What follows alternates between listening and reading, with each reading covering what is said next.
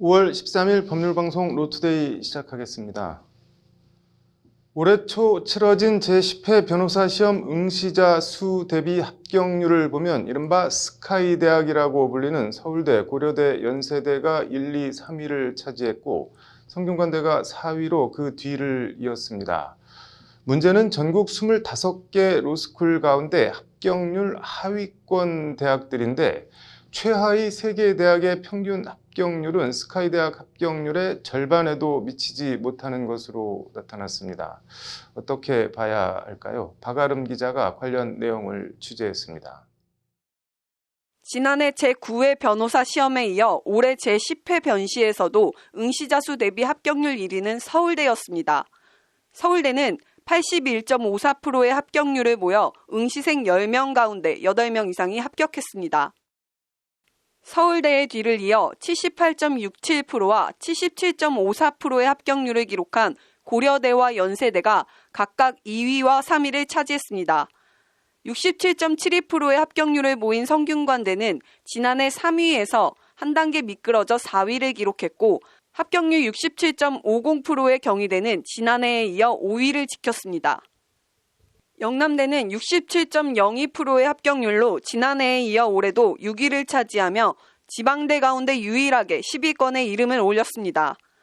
그 뒤를 이어 한양대, 외대, 이대, 서강대가 각각 7, 8, 9, 10위를 차지하며 10위권을 형성했습니다. 올해 제10회 변시 전국 평균 합격률 54.06%를 넘긴 로스쿨은 이들 10위권 안에 든 학교들이 전부입니다. 나머지 15개 대학은 전국 평균 합격률에 미치지 못했습니다. 쉽게 말해 상위 10개 대학들이 변시 평균 합격률을 견인했고 나머지 로스쿨들은 평균을 깎아먹었다는 말입니다. 이를 서울과 비서울 로스쿨로 이분화해보면 서울 소재 12개 로스쿨들의 평균 합격률은 67.04%입니다.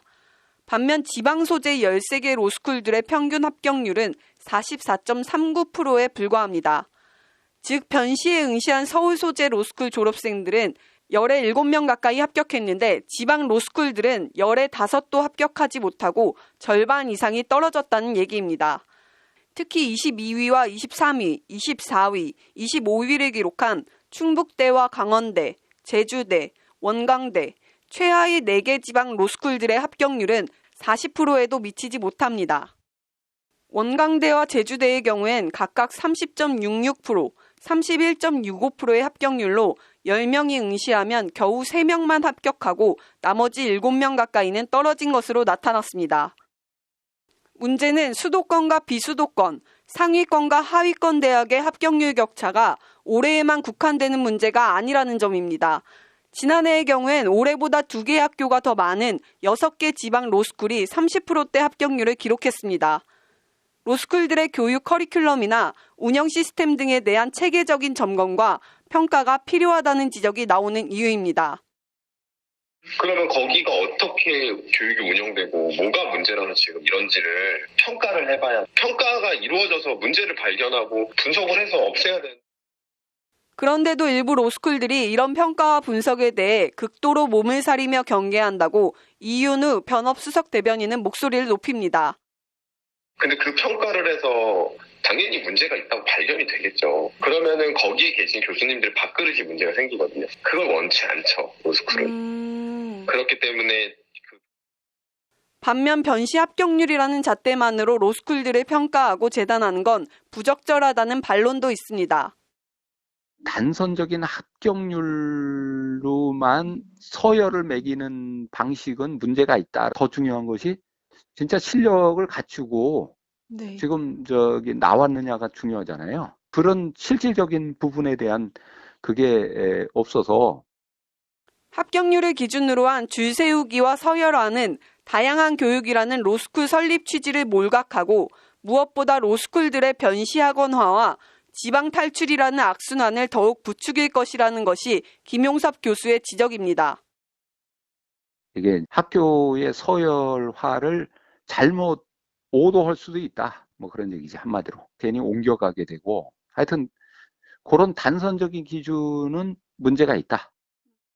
이런 가운데 지방 로스쿨 가운데 유일하게 지난해에 이어 올해도 응시자 수 대비 합격률 6위를 차지한 영남대 로스쿨을 주목해야 한다는 의견도 있습니다. 영남대의 경우엔 특히 올해 10회 변시에서 로스쿨 10기 실제 입학생 대비 합격률에서 서울대에 이어 2위를 차지했습니다. 쉽게 말해 로스쿨을 졸업하는 해의 첫 번째 침 변시에서 합격한 경우가 연고대 등을 제치고 2위를 차지했다는 얘기입니다. 영남대는 지난해인 이 부분에서 서울대도 제치고 1위를 차지하는 파란을 일으키기도 했습니다. 이 같은 돌풍 수준의 약진에 대해 이동형 영남대 법학전문대학원장은 대학의 전폭적 지원과 우수한 교수진의 교육 연구, 학생 상호 간의 주도적 학습과 함께 우수한 행정력이 뒷받침하고 있다고 자평했습니다. 이와 관련 이윤우 변협 수석 대변인은 잘하고 있는 곳이든 상대적으로 떨어지는 곳이든 평가와 분석을 통해 장점은 서로 흡수하고 단점은 반면교사로 삼아 개선해야 한다고 거듭 평가와 진단의 중요성을 강조했습니다. 로스쿨들은 그런 평가에 대해서 굉장히 완고하게 거부를 하거든요. 그래서 그렇게 저희가 발간해서 낸 다음에 그 로스쿨 협의회로부터 저희한테 공문 비슷하게 왔어요. 다시는 이런 평가 보고서를 만들지 말 것 이렇게 적었어요. 이런 식으로 명령조로 왔어요. 이런 가운데 로스쿨 운영 시스템 개선과 발전, 대안 모색을 위해 올해 25개 전체 로스쿨에 대한 실지 조사를 계획하고 있는 대한변협이 로스쿨들의 협조를 얻어 순조롭게 관련 조사를 진행할 수 있을지 주목됩니다. 법률방송 박아림입니다. 네, 차상진 변호사의 금융과 법. 오늘은 최근 뜨거운 이슈가 되고 있는 빅테크 기업들의 자금 중개 서비스 관련한 얘기 해보겠습니다. 차 변호사님, 먼저 빅테크 기업이 뭔지 설명을 좀 해주시죠. 네, 빅테크란 구글, 아마존과 같은 대형 온라인 플랫폼 기업을 의미합니다. 네. 최근 빅테크 기업들이 금융업 진출이 커다란 이슈인데요. 네. 금융이 디지털화가 급속히 진행되면서 네. 빅테크 기업들이 금융 서비스의 범위가 빠른 속도로 확장되고 있습니다. 네. 국내 대표적인 빅테크 기업이 금융업 진출 사례로는 네. 카카오의 카카오뱅크 설립이나 네. 아니면 네이버 파이낸셜이 우리은행과 함께 네. 소상공인 대출 서비스 등을 하고 있는 것을 예로 들 수 있습니다. 네. 처음에는 단순히 온라인 쇼핑몰 등에서 네. 결제를 하는 지급 결제 서비스에서 시작해서 네. 최근에는 대출 등 자금 중개까지 범위가 확대되고 있습니다. 뭐 이런 IT 공룡 기업들의 어떻게 보면 금융업 진출 바람 뭐 특별한 이유나 배경이 있을까요? 네, 기존 금융회사들에 비해서 네. 확실한 강점이 있기는 합니다. 네. 빅테크 기업들은 네. 고객들에게 매우 친숙한 상황입니다. 네. 우리도 일상생활에서 금융 관련 앱이나 웹페이지보다는 네. 네이버나 다음 구글과 같은 검색 엔진을 보다 많이 사용하지 않습니까? 네. 예, 요즘은 온라인 플랫폼이 단순한 또 검색 기능뿐만이 아니라 네. 쇼핑, 결제, SNS 서비스 등 다양하게 사용되는 것을 보실 수 있습니다. 네. 결국 고객들에게 인지도와 접근성에서 음. 빅테크 기업들이 확실한 우위를 갖고 있다고 볼 수 있습니다. 네. 또한 이것뿐만 아니라 네. ICT에 대한 기술력도 가지고 있어서 네. 빅테크 기업들이 우위인 점이 분명히 있습니다. 네. 빅테크 기업들은 이와 같은 장점을 이용하여 네. 저비용 자금 조달이라든지 아니면 풍부한 고객 데이터 분석을 통해서 맞춤형 금융 서비스를 제공하고 기존 금융기관이 강력한 경쟁자가 될 수 있습니다. 네. 일반적으로 빅테크 기업들은 이제 플랫폼 내 거래 원활화를 위한 지급 서비스부터 네. 이제 금융기관 대출이 어려운 판매자들에 대한 그런 대출까지 하는 등 네. 자금 중개 영역의 업무를 점점 더 확대하려고 하고 있습니다. 이게 뭐 점포가 있는 은행 등 기존 금융회사들과는 좀 차이가 있을 것 같은데 어떤 차이가 있을까요? 네, 말씀하신 것처럼 상당한 차이가 있습니다. 네. 은행은 주로 재무제표라든지 네. 회계나 세무자료 등을 계량화된 정보를 통해서 대출을 판단하고 있습니다. 네. 우리가 대출 받을 때 수많은 서류를 제출하는 이유가 이와 네. 같은 것들 때문이죠. 네. 그러나 빅테크 기업들 같은 경우에는 네. 주로 고객들이 온라인 건대기라든지 네. SNS 활동, 기업의 네. 이커머스 등에 관한 정보를 취득해가지고 이러한 비계량 정보를 사용해서 신용평가를 합니다. 빅테크 기업 같은 경우에는 이런 네. 지점은 없지만 온라인 플랫폼을 이용해서 판매 규모라든지 아니면 평균 가격이라든지 민원 제기 비율, 고객이 그 반응이라든지 네. 배송 시간 이러한 정보들까지도 다양하게 취득을 하고 이를 머신러닝으로 학습을 하기 때문에 이제 그 결과를 통해서 인공지능으로 분석을 합니다. 네. 전통적인 금융기관에 비해서 빅테크 네. 우위론이 나오는 배경은 좀 이런 것들이 있는데요. 네. 아무래도 사람의 판단에 의존하는 음. 금융기관보다는 네. 그 인공지능에 의존하는 빅테크 기업이 좀 더 정확하지 않겠냐, 이러한 생각을 하고 있습니다. 이게 금융감독기관 관리 감독에도 좀 차이가 있어야 될 것 같은데 어떤가요? 네, 말씀하신 것처럼 전통 금융기관과 네. 빅테크 기업은 업무 방식이 달라서 감독에도 부분적으로 좀 다른 방식이 적용될 필요가 있습니다. 네. 국내외 전문가들도 이러한 의견들을 많이 제시를 하고 있고요. 네. 특히 빅테크 기업 같은 경우에는 금융사업과 비금융사업을 동시에 영위한다는 점에서 프라이버시라든지 소비자 보호 이슈 등 기존 금융기관과는 다른 금융 시스템 차원의 위험을 야기할 수 있습니다. 네. 플랫폼 서비스의 경우에는 네. 자주 사용하는 플랫폼에 이제 데이터와 컨텐츠가 이렇게 집중되게 되는데요. 네. 그렇게 되면 금융업의 경우에도 이용자가 더 집중이 되는 자연 독점적인 성향이 있어서 네. 이로 인해서 공정 경쟁이 저하 문제도 발생할 수 있습니다. 네. 또한 빅테크 기업은 금융업만 하는 것이 아니기 때문에 네. 검색이나 쇼핑 등 다른 업무도 하고 있는데 네. 이러한 빅테크 기업이 예를 들면 파산이라도 하게 된다면 기존에는 이제 금융시장에만 영향이 있었다면 이제는 다른 부분에도 영향이 동시에 발생하게 됩니다. 이게 그러면은 빅테크 기업 뭐 금융 서비스 이용자들이 뭐 유념해야 하거나 주의해야 될 거 뭐 어떤 게 있을까요? 예, 빅테크 기업의 서비스가 편리하기는 하지만 네. 금융기관으로서의 신뢰도는 아직 충분히 축적되기 전입니다. 네. 얼마 전 유니콘 기업으로 각광받던 네. 토스의 경우에는 네. 부정결제 사고가 문제되었던 점도 있었습니다. 그리고 빅테크 기업의 경우에는 단순히 금융정보뿐만 아니라 네. 다른 정보까지 함께 보관이 되고 있으니 편의성을 위해서 과도하게 많은 정보를 자동 저장해 두는 것은 좀 위험할 수 있습니다. 네. 또한 이자율이라든지 신용등급 같은 것도 좀 신경을 쓰실 필요가 있습니다. 네. 매월 단기간의 자금을 연속하여 차입하시는 분들의 경우에는 개별 대출권별에 대해서는 이자가 소액이지만 네. 이자율 기준이라든지 아니면 1년치 이자 부담 기준에서 보면 매우 높은 부담을 하고 있는 경우도 있을 수 있고요. 또한 은행권 대출이 아니다 보니까 이제 경우에 따라서는 또 신용등급에 영향이 가는 경우도 있을 수 있습니다.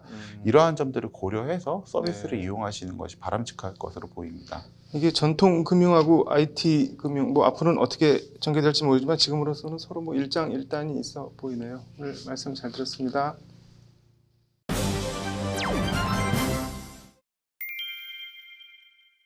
네, 판결문을 통해 사건의 이면을 들여다보는 판결의 재구성. 오늘은 절도죄 징계 얘기해 보겠습니다. 장한지 기자 나와 있습니다. 일단 사건 내용부터 볼까요? 네, 누가 버린 물건인 줄 알고 가져가는 네. 거 누구나 겪을 수 있는 일인데요. 네. 육군 상무대 소속 전모 씨는 지난 2019년 8월 6일 저녁 8시쯤 네. 나주 호수공원로 노상에 며칠째 놓여 있었던 자전거 한 대를 가져갔다고 합니다. 네. 그런데 자전거 주인 박모 씨가 도난 신고를 했고요. 네. 경찰이 CCTV를 확인해서 이제 전 씨에게 연락을 했고 전 씨는 이에 자전거를 원주인 박 씨에게 돌려준 상황입니다. 이게 뭐 어떻게 보면 진짜 흔하게 벌어질 수 있는 일인 것 같은데요. 네, 군인 신분인 전 씨는 네. 2019년 12월에 기소 유예 처분을 받았습니다. 네.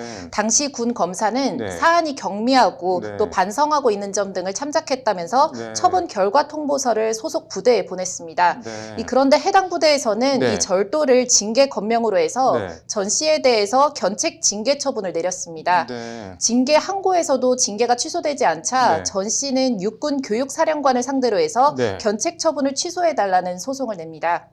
비록 징계 수위가 낮긴 해도 네. 범죄를 저지른 것이 아니고 일종의 해프닝인데 네. 징계 사유가 될 수 없다. 징계 재량권을 남용한 위법한 징계라는 것이 전 씨의 주장입니다. 뭐 다른 사람들 보기엔 사소해 보여도 본인한테는 상당히 큰 일인가 보네요.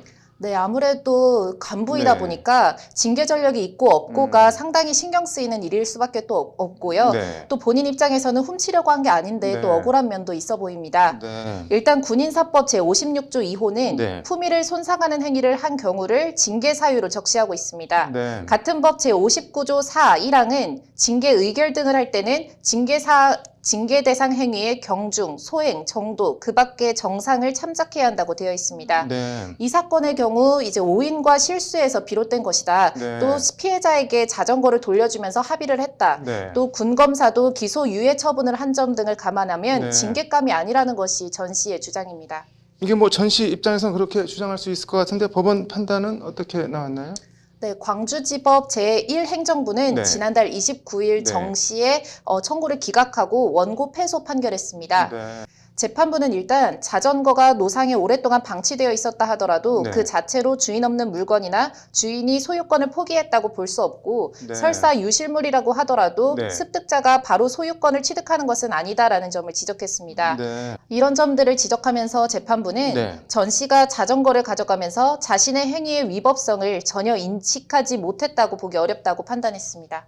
뭐 난 자전거를 훔칠 의사가 전혀 없었다, 훔친 것도 아니다는 전 씨 주장이 안 받아들여진 것이네요.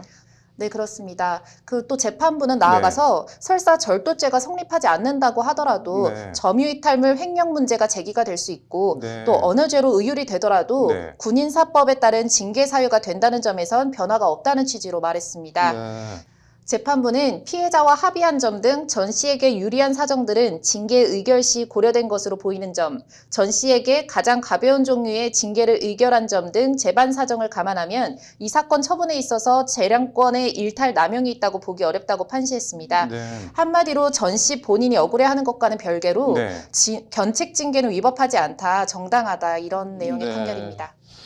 방치된 물건 가져가는 거 뭐 생각지도 못했던 문제가 생길 수도 있으니 주의해야 될 것 같네요. 오늘 잘 들었습니다.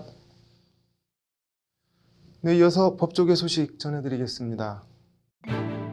사소한 부분에서 성추행 피해자 진술이 바뀌었다고 진술의 전체 신빙성을 배척해선 안 된다는 대법원 판결이 나왔습니다.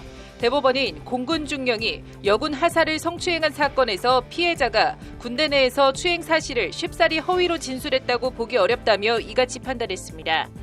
자가격리 기간 격리 장소를 이탈해 지인을 만나고 다음날 코로나19 확진 판정을 받은 50대 여성에 대해 1심에서 징역 6개월 실형이 선고됐습니다. 법원이 전광훈 사랑제일교회 목사를 대표회장으로 선출한 지난해 1월 한국기독교 총연합회 한기총 총회는 무효라고 선고했습니다. 서울중앙지법은 김모 씨 등 한기총 임원 3명이 김 씨 등의 총회 입장을 막은 것은 위법하다며 낸 소송에서 원고 승소로 판결했습니다. 30대 여성으로부터 교제를 거절당하자 여성이 일하는 식당에 찾아가 직원들에게 염산을 뿌리는 등 난동을 부린 70대 남성이 1심에서 징역 3년 실형을 선고받았습니다. 5월 13일 법률방송 로투데이 마치겠습니다. 시청해 주셔서 감사합니다.